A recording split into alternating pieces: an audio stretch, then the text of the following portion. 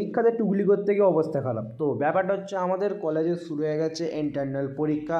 হ্যাঁ, ঠিক শুনেছি, এখন ইন্টারনাল পরীক্ষা শুরু হয়ে গেছে। আজকে হচ্ছে সেকেন্ড ডে। আজকে আমাদের আছে ইকোনমিক্স, যেটা খুবই মারাত্মক। আমার তো পার্সোনালি খুব কঠিন লাগে। জানি না কী হবে। আর আমার এখন সারথি চলে এসছে আমাকে নিয়ে যাওয়ার জন্য। আমি স্কুটিতে করে যাওয়া হবে আজকে।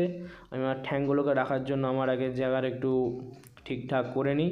আর একেও জিজ্ঞেস করে দেখি যে কিছু পড়েছিস নাকি। ও তো বললো না, কিছুই পড়ে না, জানি না কী হবে। কলেজে দেখি সবাই বেশ নিজের মতোই রয়েছে, বেশ ভালোই। এখানে দেখছি কেউ খুব ঘুরছে ঘাটছে, ফোন ঘাটছে, মেয়েরা তো বইটা খুলছে, ছেলেরা দেখছি বইপত্রগুলো পড়ছে, কিন্তু কিছু কিছু ওয়ার্ডেরা উচ্চারণই করতে পারে না এখনও। ভাবছি পরীক্ষার হলে যখন লিখতে বসে কী হবে। তারপরে এতে বেশ ভালো জায়গা পেয়ে গেছে, ঘাপটি মেরে বসে টুকটুক করে লিখে নিল। তারপরে মোটামুটি এক্সাম ঠিক হওয়ার পর চলে এসেছি ক্যান্টিনে, একটু রিফ্রেশের জন্য কফি খাচ্ছি। মোটামুটি পরীক্ষা ঠিকঠাক হয়েছে, দেখা যাচ্ছে। পরের বছর দেখা হচ্ছে নতুন ভিডিওতে। চ্যানেলটা সাবস্ক্রাইব করতে, ভিডিওটা লাইক করতে।